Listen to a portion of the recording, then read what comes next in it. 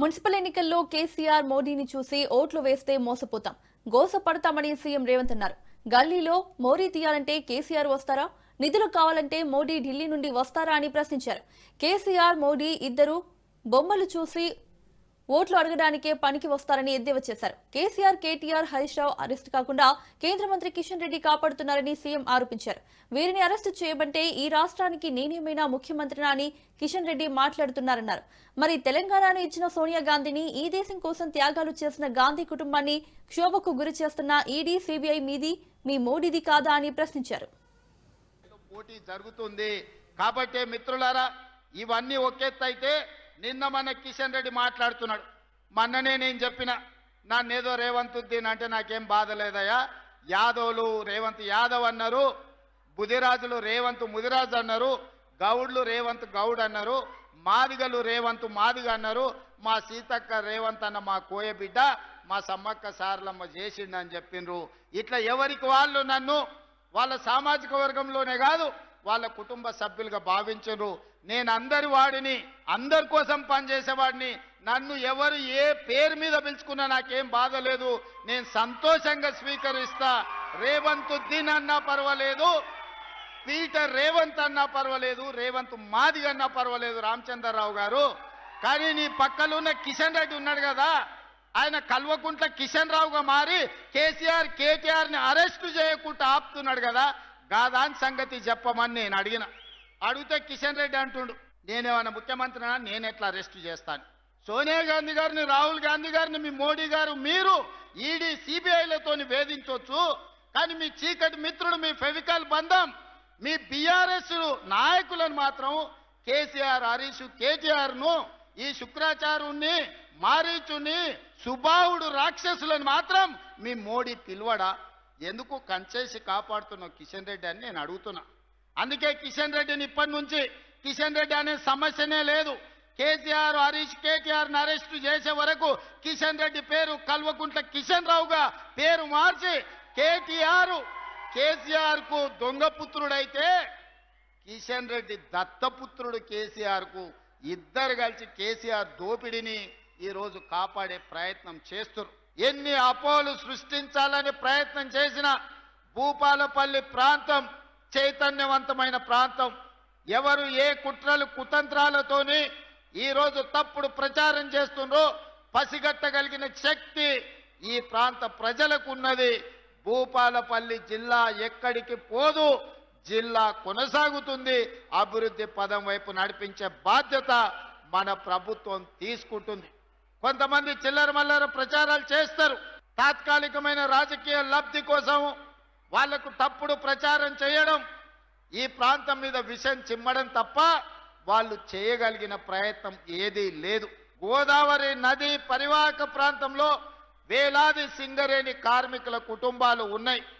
Medical unfit ఏదైతే మీకు board ఉన్నదో కాంగ్రెస్ పార్టీ ఆ బోర్డును రద్దు చేస్తుంది. భవిష్యత్తులో సింగరేణి కార్మికులకు వాళ్ళ వారసత్వ ఉద్యోగాలు కానీ మెడికల్ బోర్డు ఇచ్చే అన్ఫిట్ సర్టిఫికెట్ తోని వాళ్ళ కుటుంబ సభ్యులకు వచ్చే ఉపాధి అవకాశాలు పోతాయి. మిమ్మల్ని కాంగ్రెస్ పార్టీ మోసం చేస్తుందని కొంతమంది తప్పుడు ప్రచారం, విషపు ప్రచారం చేస్తున్నారు. అసలు ఈ ఆలోచన ఎక్కడి నుంచి వచ్చిందో, ఈ అవసరం ఎవరికి ఉన్నదో నాకైతే అర్థం కాలేదు. అందుకే మిత్రులు జనక్ ప్రసాద్ గారికి, పెద్దలు దుద్దిల్ల శ్రీధర్ బాబు గారికి నేను విజ్ఞప్తి చేస్తున్నా, ఎవరైనా ఇట్లాంటి తప్పుడు ప్రచారాలు చేసి మెడికల్ బోర్డు విషయంలో విషము చిమ్ముతే వాళ్ళను అందరినీ మోకాళ్ళ మీద కూర్చోబెట్టి 4 ఈపుల మీదంగా దెబ్బలేయండి. ఎందుకు అనంటే ఆ ఆలోచననే ప్రభుత్వ పరిశీలనలో లేదు. ఫోరెన్సిక్ ల్యాబ్ అగ్ని ప్రమాదం వెనుక కుట్ర ఉందని కేటీఆర్ అనుమానం వ్యక్తం చేశారు. సీఎం రేవంత్ రెడ్డి ల్యాబ్ను తగలబెట్టించారని ప్రజలంతా భావిస్తున్నారని తెలిపారు. ఆధారాలు నాశనం చేసి కేసు నుంచి బయటపడాలని రేవంత్ రెడ్డి స్వయంగా కుట్ర పన్ని ఫోరెన్సిక్ ల్యాబ్లో ఆధారాలు లేపేసిండని విమర్శించారు. తామంతా మున్సిపల్ ఎన్నికల ప్రచారంలో ఉండగా రేవంత్ రెడ్డి ఈ కుట్ర చేశారని ఆరోపించారు. దొంగతనం చేసి దొరికిపోవడం రేవంత్ రెడ్డికి అలవాటే అని కేటీఆర్ విమర్శించారు. ఈరోజు ఈ రాష్ట్రంలో పోలీస్ వ్యవస్థని తన ప్రైవేటు సైన్యం లాగా, ప్రైవేటు ఆర్మీ లాగా ఎట్లా వాడుతున్నాడో ఈ ముఖ్యమంత్రి మనందరం కూడా చూస్తూ ఉన్నాం. భూముల సెటిల్మెంట్లు హైదరాబాద్ లో గాని, ఇంకా ముఖ్యమైన విలువైన భూములున్న రంగారెడ్డి ప్రాంతంలో గాని భూముల సెటిల్మెంట్లు డైరెక్ట్ గా అధికార పార్టీకి నాయకుడిగా ఉన్న ముఖ్యమంత్రి గారి సోదరులు, బావమరుదులు పోలీసుని ప్రైవేట్ ఆర్మీ లాగా పెట్టుకొని వాళ్ళు ఇప్పటికే అరాచకం చేస్తున్న విషయం లోకం కూడా కూస్తున్నది. కొండా సురేఖ ఆమె స్ట్రైట్ గా డెక్కన్ సిమెంట్స్ అనే కంపెనీకి సంబంధించిన ఒక డైరెక్టర్, వాళ్ళదేదో అటవీ శాఖకు సంబంధించిన అంశం ఉంటే సీదా తన ఓఎస్డి ద్వారా పిలిపించి ముఖ్యమంత్రి అనుయాయుడు, అనుచరుడు, ప్రధాన అనుచరుడు, ముఖ్యమంత్రికి నీడలాగా తిరిగే రోహిన్ రెడ్డి అనే వ్యక్తికి అప్పజెప్పి ఇద్దరు కలిసి, మంత్రి ముఖ్యమంత్రి ఇద్దరి అనుయాయులు కలిసి తుపాకీ పెట్టి, తలకు తుపాకీ పెట్టి ఒక పారిశ్రామికవేత్తను 300 కోట్ల రూపాయల కోసం ఎట్లా బెదిరించారో, ఎట్లా పోలీసోళ్ళు ఆ కేసులో కూడా చల్లబడిపోయినారో, నిన్న మొన్నటిదాకా ఖాకీ బుక్ అని పెద్ద పెద్ద డైలాగులు పెట్టిన వాళ్ళందరూ ఎట్లా చల్లబడ్డారో కూడా మన కళ్ళ ముందు మనమే చూసినాం. ఫోరెన్సిక్ ల్యాబ్ ఏదైతే తగలబడ్డది అని వార్త వచ్చిందో ఇవాళ రాష్ట్రంలోని ప్రతి ఒక్కరు అనుకుంటా ఉన్నారు, ఖచ్చితంగా ఆ రోజు ఓటుకు నోటు దొంగతనంలో తాను అడ్డంగా దొరికిపోయిన కేసు ఏదైతే ఉందో ఆ కేసులోని ఆధారాలన్నీ భద్రపరచబడ్డ ఫోరెన్సిక్ ల్యాబొరేటరీని రేవంత్ రెడ్డే తగలబెట్టించిండు అని రాష్ట్రంలోని ప్రతి ఒక్కరూ ఇవాళ భావిస్తా ఉన్నారు. ఎందుకంటే ఒక నేరస్తుడే ఇవాళ ముఖ్యమంత్రి అయినాడు. మరి ఆ నేరస్తుడు సహజంగా ఆయననే హోంమంత్రి, ఆ హోంమంత్రి కిందనే ఉండేది పోలీసు వాళ్ళు, ఫోరెన్సిక్ ల్యాబ్ ఇవన్నీ కూడా ఆయన కిందకే వస్తాయి. అందుకే ఏం చేసిండు, మరి తానే స్వయంగా కుట్రబన్ని మనందరం మున్సిపల్ ఎన్నికల్లో బిజీగా ఉన్నప్పుడు మరి అక్కడ ఇవాళ ఈ కుట్రకు పాల్పడి మొత్తానికి ఆధారాలన్నీ లేకుండా ఈ కేసులోంచి బయటపడేందుకు ఒక పన్నాగం బనినట్టుగా మేమందరం కూడా అనుమానిస్తా ఉన్నాం. అగ్ని ప్రమాదాలు ఎప్పుడు జరుగుతాయండి రాష్ట్రాల్లో కానీ దేశంలో కానీ? ఎండాకాలంలో జరుగుతాయి. చలికాలంలో ఎక్కడైనా అగ్ని ప్రమాదాలు జరుగుతాయా? ఎవడన్నా మెడకాయ మీద తలకాయ ఉన్నోడు నమ్ముతాడా? చలికాలంలో అగ్ని ప్రమాదం అయిందంటే శివరాత్రి దాకా చలి ఉంటుంది రాష్ట్రంలో. పొద్దున 10కి ఏది చలి ఉండంగా మొత్తం అగ్ని ప్రమాదం జరిగిందంటే ఇది మనం నమ్మాలన్నట్టు. చేయించబడ్డ ప్రమాదంగానే ప్రజలు భావిస్తా ఉన్నారు. ఒక పకడ్బందీ ప్రణాళికతో రేవంత్ రెడ్డి అనే నేరగాడు క్రిమినల్ తన క్రిమినల్ మనస్తత్వంతో ఆధారాలను మాయం చేయడానికి ఫోరెన్సిక్ ల్యాబ్ను తగలబెట్టించినాడు అని మేము రాష్ట్ర ప్రజలతో పాటు మేము కూడా భావిస్తా ఉన్నాము. కేంద్ర ప్రభుత్వాన్ని సూటిగా డిమాండ్ చేస్తా ఉన్నాం. ఎందుకంటే దొంగ చీకటి ఒకటైపోయినాయి. రాష్ట్ర ముఖ్యమంత్రి దొంగ, రాష్ట్ర ముఖ్యమంత్రి నేరగాడు. ఆయన కింద ఉండే శాఖలో ఇవాళ పూర్తి స్థాయిలో ఒక కుట్రపూరితంగా ఈ యాక్సిడెంట్ జరిగిందని రాష్ట్రం మొత్తం భావిస్తా ఉన్నది. సీదా ఇవాళ కేంద్ర ప్రభుత్వాన్ని అడుగుతా ఉన్నా. ఇన్ని రోజులు మేనేజ్ చేసుకున్నాడు రేవంత్ రెడ్డి, కేంద్రంతో కూడా లాలూచిపడ్డాడు. పోయినప్పుడల్లా అమిత్ షా కాలు పట్టుకుంటే ఢిల్లీలో లాలూచిపడి మేనేజ్ చేసుకున్నాడు. కానీ కేసు మాత్రం న్యాయస్థానంలో ఉంది కాబట్టి విచారణ చివరికి వచ్చి శిక్ష పడే టైం వచ్చింది కాబట్టి మరి వాళ్ళు కేంద్రమోలు చెప్పినరో ఈయన తెలివితేటలో కానీ మొత్తానికి ఇన్ని రోజులు నెట్టుకొచ్చింది 2 years. కానీ విచారణ చివరి దశకు వచ్చిన తర్వాత సాక్ష్యాధారాలను మాయం చేసే ఒక డెడ్లీ కుట్ర ఏదైతే ఈ రాష్ట్ర ముఖ్యమంత్రి చేసిండో దీనిలో నిగ్గు తేల్చాలి అని కేంద్ర ప్రభుత్వాన్ని నేను డిమాండ్ చేస్తా ఉన్నా. రాష్ట్రంలో రోడ్లన్నీ గుంతలమయంగా మారితే ముఖ్యమంత్రి రేవంత్ రెడ్డి కళ్లకు మాత్రం గంతలమయంగా మారిందని హరీష్ రావు ఎద్దేవా చేశారు. గల్లీల్లో వీధి దీపాలు మార్చడం లేదు కానీ రేవంత్ రెడ్డి భాష మాత్రం వీధి రౌడీలా తయారైందని విమర్శించారు. ఒక ముఖ్యమంత్రి ఉండాల్సిన పద్ధతి ఇదేనా? ఇంత వెకిలిగా ప్రవర్తించడాన్ని మీరు మెచ్చుకుంటున్నారా అని మండిపడ్డారు. కాంగ్రెస్ దద్దమ్మ పాలనలో కేసీఆర్ కష్టపడి కట్టిన మిషన్ భగీరథను కనీసం నడిపే తెలివి కూడా లేకపోయిందని విమర్శించారు. రేవంత్ రెడ్డి వచ్చాక దోమల నివారణకు ఫాగింగ్ లేదు కానీ పాలనలో అంతా ఫ్రాడింగ్ నడుస్తోందని అన్నారు. దాదాపు 200 కోట్ల రూపాయలు ఖర్చు పెట్టి ఈ ప్రాంతంలో అనేక అభివృద్ధి కార్యక్రమాలు చేశాం. మా బాగారెడ్డి గారి ఫ్లైఓవర్, అద్భుతమైన ఫ్లైఓవర్ 100 కోట్లతో కట్టింది బీఆర్ఎస్ కాదా? గల్లీలో సీసీ రోడ్లు, మురికి కాలువలు కొన్ని కోట్ల రూపాయలతో పెట్టినాం. నేను ఈ ప్రాంతంలో మినిస్టర్ ఉండి సైకిల్ మీద ఎక్కి ఈ ప్రాంతంలో తిరిగినా లేదా? ఆ నుంచి ఇక్కడికి వచ్చిన రోడ్డు మీద ఎన్ని పొక్కలు పడే కమ్సే కమ్. అరే కేసీఆర్ వేసిన రోడ్డుకు పొక్కలు పడితే ఇంత డాంబర్ ఊడ్చే తెలివి లేదా మీ ముఖానికి? ఇంకా పొక్కలు కూడా ఊడ్చే తెలివి లేదా? 2.5 ఏళ్ళ మీ గవర్నమెంట్ వచ్చి కమ్సే కమ్ తోడ డాంబర్ మీద అయితే సక్తే. వీధి దీపాలు పోతే మారుస్తున్నారా? వీధి దీపాలు మార్చడం లేదు కానీ రేవంత్ రెడ్డి భాష మాత్రం వీధి రౌడీ లెక్క ఉన్నది. వీధి రౌడీ లెక్క మాత్రం మాట్లాడుతున్నాడు. వీధిది నయారా నయా देखो ये भी गया गया आइडिया साल हो गया रेवंत रेड्डी चले गया लाइट. వీధి దీపాలు మార్చే తెలివి లేదు కానీ వీధి రౌడీ లెక్క మాత్రం మాట్లాడుతుండయా రేవంత్ రెడ్డి. అంతేనా కాదా? ఆ రకంగా ఈరోజు రేవంత్ పాలనలో కరీంనగర్లో కబడ్డీ మొదలైందన్నారు కేంద్ర మంత్రి బండి సంజయ్. కరీంనగర్లో ఎన్నికలు ఇండియా పాక్ మ్యాచ్లా ఉంటాయన్నారు. కరీంనగర్ మేయర్ పీఠం బీజేపీదేనని ధీమా వ్యక్తం చేశారు. ఎంఐఎం కాంగ్రెస్ రహస్య మీటింగ్ పెట్టుకున్నాయని 100 కోట్లు ఖర్చు పెట్టి బీజేపీని ఓడించాలనుకుంటున్నారని ఆరోపించారు. కరీంనగర్ రావడానికి రేవంత్ భయపడి ఓవైసీని పంపారని విమర్శించారు. మేము ఎన్నికల్లో పోటీ చేస్తూ ప్రజల వద్దకు పోతే ఇవాళ ఏం జరుగుతుందన్న కరీంనగర్ లో ఇలా కాంగ్రెస్ పార్టీ ఎంఏ పార్టీ ఒకటై కరీంనగర్ ను మతం పేరుతో ఇలా ప్రజలను విభజించే ప్రయత్నం చేస్తున్న విషయాన్ని కరీంనగర్ ప్రజలు ఆలోచించాలి. నిన్న ఓవైసీ అంటున్నాడు ఎంఏఎం పార్టీ వాళ్ళు కరీంనగర్ లో గేర్ మారుస్తారట, గేమ్ మారుస్తారట, గేర్ మారుస్తారట. నేను చెప్తున్నా ఓవైసీ కరీంనగర్ లో కమలం పువ్వు కబడ్డీ ఆట స్టార్ట్ చేసింది కదా, కబడ్డీ ఆట స్టార్ట్ చేసింది కదా. నీ చోటే బాయ్ రేవంత్ రెడ్డి కరీంనగర్ కు రాక చొప్పదండికి పోయి దొంగ సాటుగా కబడ్డీ ఆటను చూసిపోయి ఇలా నీకు చెప్పాడు. కరీంనగర్ లో కబడ్డీ ఆట యొక్క స్పందన నీ పాత బస్తీకి సెగ తగితే నీ చోటా బాయ్ చెప్పాడు, బడే బాయ్ నాతో నీ కరీంనగర్ లో బీజేపీని ఢీకోవడం అయితలేదు, నువ్వు పోతే ఇలా రేవంత్ రెడ్డి బడే బాయ్ కరీంనగర్కి వచ్చిందన్నా, ఇలా ఓవైసీ సవాల్ పిలిచిందన్నా. నేను చెప్తున్నా కరీంనగర్ ప్రజానికానికి కరీంనగర్ లో కబడ్డీ ఆట మొదలైంది.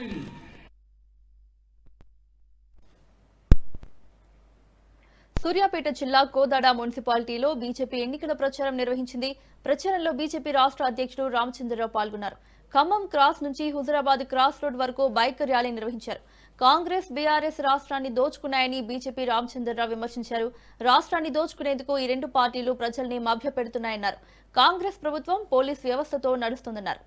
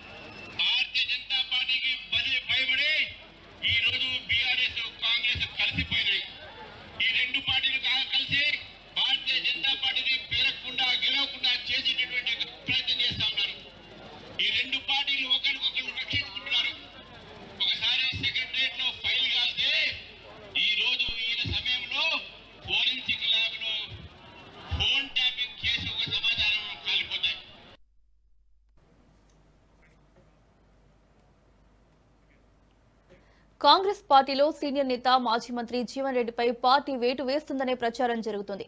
జగిత్యాలలో జీవన్ రెడ్డి వర్సెస్ ఎమ్మెల్యే సంజయ్ గా వ్యవహారం మారినట్లు తెలుస్తోంది. జగిత్యాల మున్సిపల్ ఎన్నికల్లో కౌన్సిలర్ల టికెట్ల విషయంలో తన వర్గానికి అన్యాయం జరిగిందని అక్కడి మాజీ ఎమ్మెల్యే జీవన్ రెడ్డి తీవ్ర స్థాయిలో గళమెత్తడం ఆ ప్రచారానికి ఊతమిస్తోంది. సీట్ల పంపకంలో తన గొంతు కోసారని, కాంగ్రెస్ అధిష్టానం తన వర్గానికి న్యాయం చేయలేదని జీవన్ రెడ్డి తన అనుచరుల ఎదుట ఆవేదన వ్యక్తం చేసినట్టు తెలుస్తోంది.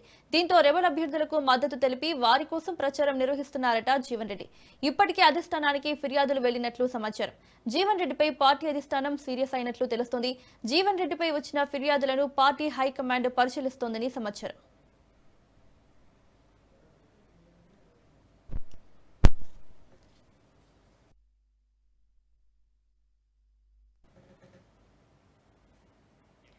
మున్సిపల్ ఎన్నికల సందడి ముగింపు దశకు చేరుకుంది. ఈ నెల 16న మేయర్, డిప్యూటీ మేయర్లతో పాటు మున్సిపల్ చైర్పర్సన్, వైస్ చైర్పర్సన్ ఎన్నికలు జరగనున్నాయి. రాష్ట్ర ఎన్నికల సంఘం సర్వం సిద్ధం చేసింది. జిల్లా కలెక్టర్లకు, సిడిఎంఈ అధికారులకు మార్గదర్శకాలు జారీ చేశారు.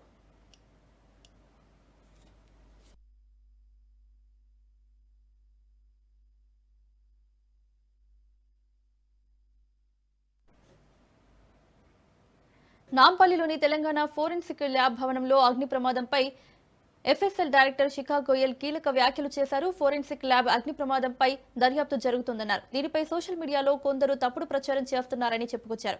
కేసుకు సంబంధించిన మెటీరియల్స్ 2021లో ఏసీబీ కోర్టుకు పొందుపరిచామని తెలిపారు. ఓటుకు నోటు కేసులో రిపోర్టులను ఆల్రెడీ ఏసీబీకి ఫోరెన్సిక్ సైన్స్ ల్యాబ్ ఇచ్చిందని, ఇక్కడ ఆధారాలు కాలిపోయినా ఏసీబీ దగ్గర ఉన్నాయన్నారు. ఈ కేసుకు సంబంధించిన ఆధారాల్లో ఎలాంటి నష్టం లేదని, ఓటుకు నోటు కేసులో యథావిధిగా నడుస్తుందన్నారు.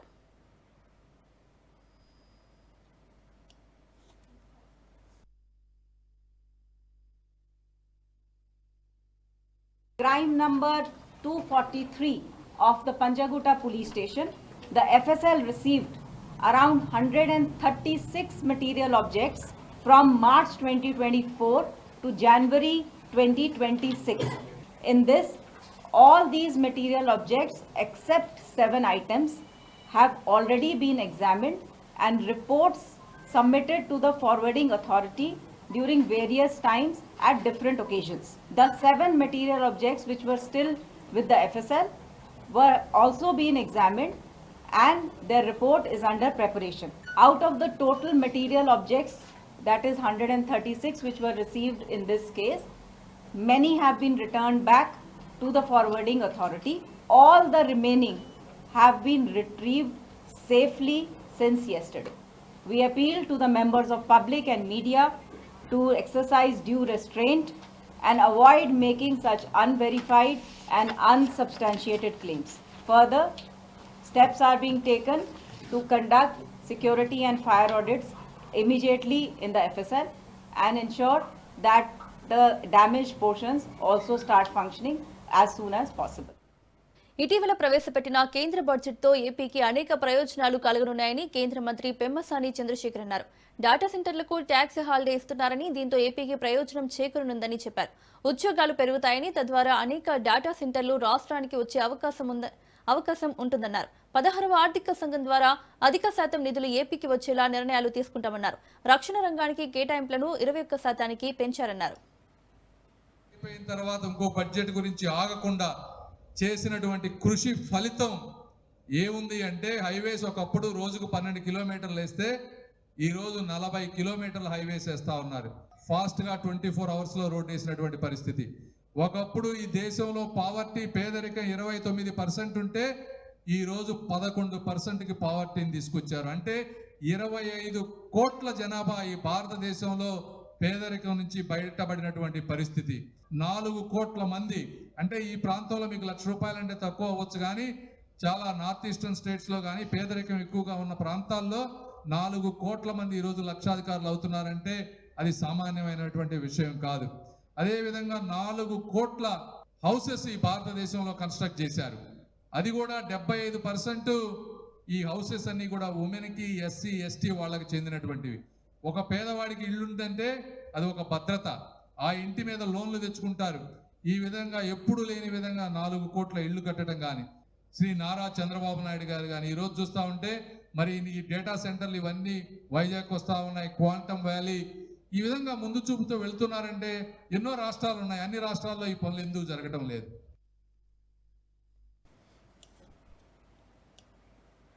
శ్రీవారి లడ్డూ తయారీలో జంతువు కొవ్వు కలిసిందని పచ్చి అబద్దాలు చెబుతున్నారని అన్నారు మాజీ డిప్యూటీ సీఎం ధర్మాన కృష్ణదాస్. చంద్రబాబు చేస్తున్న ఆరోపణల్లో నిజం లేదని, దేశంలోని అత్యున్నత సంస్థలు తేల్చి చెప్పినా పశ్చాత్తాపం లేకపోవడం దురదృష్టకరమన్నారు. లడ్డూ ప్రసాదంలో జంతువుల కొవ్వు గాని, గొడ్డు మాంసం కొవ్వు గాని లేదని ఎన్డీడీబీ, ఎన్డీఆర్ఐ వంటి ప్రతిష్టాత్మక సంస్థలు స్పష్టం చేశాయని ధర్మాన గుర్తు చేశారు. ముఖ్యమంత్రి హోదాలో ఉండి అపవిత్రపు మాటలు మాట్లాడి తిరుమల ప్రతిష్టను చంద్రబాబు మసకబార్చారని మండిపడ్డారు. తిరుమల తిరుపతి ప్రసాద పవిత్రతను దెబ్బతీసే విధంగా అనేక రకమైన తప్పుడు ఆరోపణలు ఆనాటి నుంచి నేటి వరకు కూడా చేస్తున్నటువంటి వైన మనం చూసాం.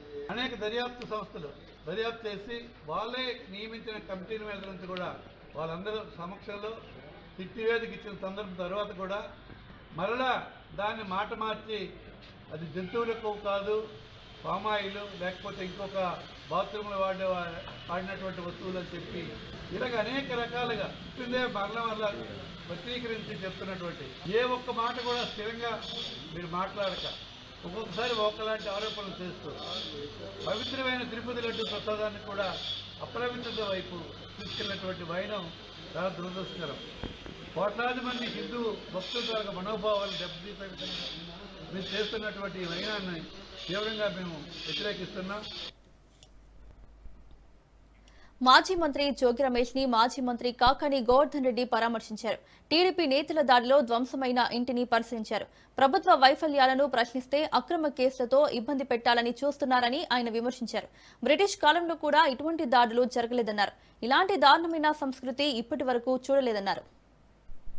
సహచర మంత్రిగా పనిచేసినటువంటి జోగి రమేష్ గారి అక్రమ అరెస్టు నేపథ్యం, ఆ తర్వాత ఆయన ఇంటి మీద దాడి చేసి ఎన్నడూ లేనటువంటి ఒక విష సంస్కృతి, పెట్రోల్ బాంబులు, యాసిడ్ బాంబులు లాంటివి వేసి ఆ ఇంటి మీద దాడి చేయడం, మహిళల్ని భయభ్రాంతులు చేయడం, ఇంట్లో ఉన్నటువంటి పెద్దవాళ్ళని భయభ్రాంతులకు గురి చేయడం అనేటువంటిది బహుశా రాష్ట్ర చరిత్రలో ఎప్పుడు కూడా మనము ఊహించినటువంటి దుర్భరమైనటువంటి పరిస్థితులు ఈరోజు కనిపిస్తున్నాయి. అంటే జోగి రమేష్ గారు అనేటువంటి వ్యక్తి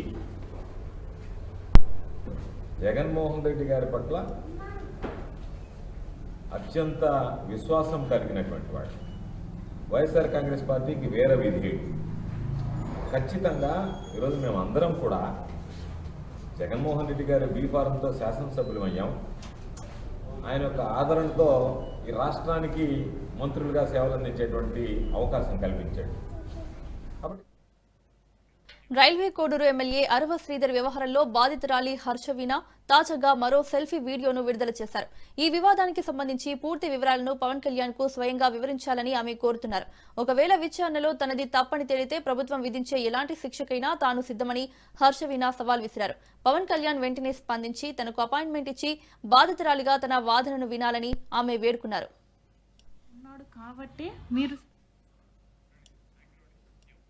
హర్షవీణ తన వీడియోలో స్థానిక జనసేన నాయకుడు తాతంశెట్టి నాగేంద్రపై తీవ్ర ఆగ్రహం వ్యక్తం చేశారు. ఎమ్మెల్యే శ్రీధర్ కు తనకు మధ్య ఉన్న వ్యక్తిగత విషయాన్ని నాగేంద్ర అనవసరంగా రాజకీయం చేస్తున్నారని ఆమె ఆరోపించారు. అరవ శ్రీధర్ ప్రభుత్వ విప్గా ఉన్నందునే చట్టం నుండి తప్పించుకుంటున్నారని, ఒకవేళ ఆయన సాధారణ వ్యక్తి అయి ఉంటే ఇప్పటికే రిమాండ్లో ఉండేవారని హర్షవీణ తెలిపారు. అధికార బలంతో తనపై అన్యాయం జరుగుతోందని ఆమె ఆవేదన వ్యక్తం చేశారు. తాను కూడా పవన్ కళ్యాణ్ పర్యవేక్షిస్తున్న శాఖలోనే ఉద్యోగిని అని గుర్తు చేస్తూ తన శాఖ మంత్రిగా ఆయన తనకు న్యాయం చేస్తారనే నమ్మకాన్ని వ్యక్తం చేశారు. తాతంశెట్టి నాగేంద్ర గారు, నేను పాలిటిక్స్ వద్దంటున్నా కూడా మీరు పదే పదే శ్రీధర్కి సపోర్ట్ చేస్తున్నారు. పాలిటిక్స్ వద్దంటే మాట్లాడాల్సింది పేరెంట్స్, కానీ మీరు పాలిటిక్స్ చేస్తున్నారు. శ్రీధర్ అనేవాడు జనసేనలో లేకపోతే మీరు శ్రీధర్కి సపోర్ట్ చేయాల్సిన అవసరం లేదు. జనసేనలో ఉన్నాడు కాబట్టే మీరు శ్రీధర్కి సపోర్ట్ చేస్తున్నారు. అంటే మీరు ఇది పొలిటికల్ చేస్తున్నారు. నేను వద్దు అని చెప్తున్నా కూడా మీరు దీన్ని కావాలనే శ్రీధర్ విషయంలో, నా విషయంలో జోక్యం చేసుకొని నానా చెత్తంతా మాట్లాడి ఏది పడితే అది, అసలు శ్రీధర్ గురించి నా గురించి మీ దగ్గర మ్యాటర్ లేదు కాబట్టి, శ్రీధర్ గురించి న్యాయం మీరు మాట్లాడలేరు కాబట్టి, ఖచ్చితంగా మాట్లాడలేరు కాబట్టి, పక్కా విషయాలు, నన్ను బ్యాడ్ చేసే పక్కా విషయాలు మీరు తీస్తున్నారు. కానీ నేను అడిగేది ఒకటే, మీరు తీసే పక్కా విషయాల నుంచి శ్రీధర్కి నాకు జరిగిన విషయానికి సంబంధం ఏంటి అనేసి రేపు కోర్టు అడుగుతుంది. నల్గొండ జిల్లా సాగర్ ఎడమ కాల్వలోకి కారు దూసుకెళ్లిన ఘటనలో భార్యాభర్త గల్లంతయ్యారు. త్రిపురారం మండలం కంపాసాగర్ కు చెందిన పుల్లయ్య భార్య పద్మ దంపతులు ఇద్దరు కారులో మిర్యాలగూడ వెళ్లారు. తిరుగు ప్రయాణంలో ముకుందాపురంలోని కంపాసాగర్ వెళ్లే దారిలో అదుపు తప్పి కారు ఎడమ కాల్వలోకి దూసుకెళ్లింది. డ్రైవర్ అద్దాలు పగలగొట్టుకుని బయటపడగా దంపతులు కారులోనే ఉండిపోయారు. హుటాహుటిన పోలీసులు ఘటనా స్థలికి చేరుకుని సహాయక చర్యలు చేపట్టారు. గల్లంతైన వారి ఆచూకీ కోసం పోలీసులు గాలింపు చర్యలు చేపట్టారు. మరోవైపు ఈ ప్రమాదం అనుమానాస్పదంగా ఉందంటూ గ్రామస్తులు అనుమానం వ్యక్తం చేస్తున్నారు.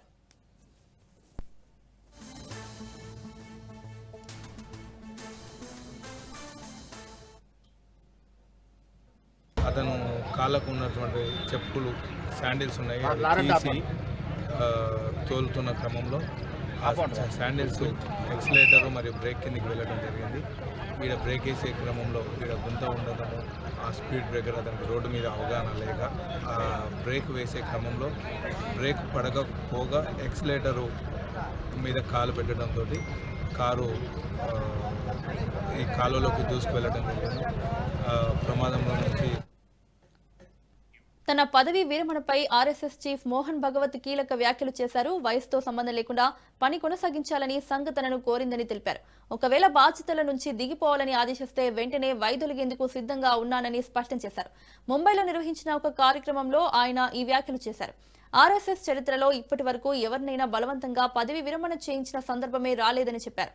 ఆర్ఎస్ఎస్ చీఫ్ పదవికి ఎన్నికల ప్రక్రియ ఉండదని, రీజనల్ డివిజనల్ స్థాయి అధిపతులే సర్ సంఘ్ చాలక్ను నియమిస్తారని తెలిపారు. वो एक श्रद्धा का स्थान माना जाता है, वहाँ चुनाव वगैरह नहीं है। वहाँ जो होगा उसके प्रति अपनी श्रद्धा लोग रखते हैं। वो व्यक्ति का मान नहीं है, वो आसन का मान है।